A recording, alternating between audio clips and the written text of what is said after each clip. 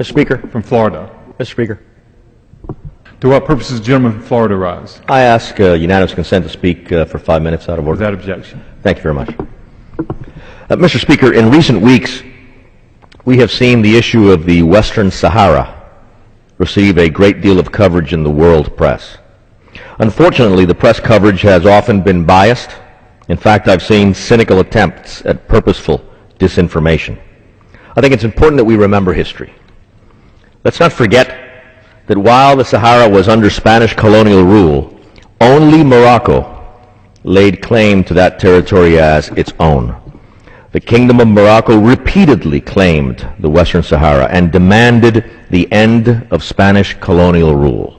It was only when Morocco's efforts at recovering the Sahara from Spanish colonialism under the leadership of King Hassan II began to be seen as making serious progress in the early 1970s that the so-called Polisario Front came into being. Then, as now, the so-called Polisario Group is financed by Algeria and is propped up by Castro's communist dictatorship in Cuba. Why is it important to understand this? Because in Morocco, our ally in North Africa in the struggle against international terrorism, the issue of the Sahara is the decisive issue. The reality of Moroccan sovereignty over the Sahara enjoys the support of the entire population of Morocco, including the Sahara itself. In other words, the issue of the Sahara is the sine qua non, the necessary ingredient for stability and peace in that country of strategic importance in North Africa, our friend and ally Morocco. King Mohammed VI and his negotiating team have demonstrated great courage and patience in dealing with this critical issue so closely tied to the security of the entire region.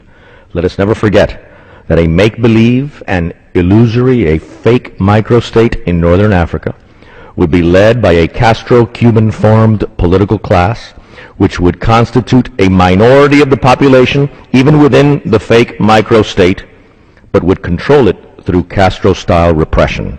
Let us never forget that such a microstate would serve as a focal point of regional instability and destabilization, as well as an exporter of terrorism. For over a decade, Mr. Speaker, Morocco has agreed to grant a genuine and profound autonomy to the Sahara under Moroccan sovereignty in order to reach a realistic and definitive solution to this problem. But Algeria and the so-called Polisario continue to insist on the creation of a fake microstate. Majorities in this Congress, comprising both Republicans and Democrats, have spoken clearly in support of our ally Morocco's position on this critical issue in letters we have sent first to President Bush and then to President Obama.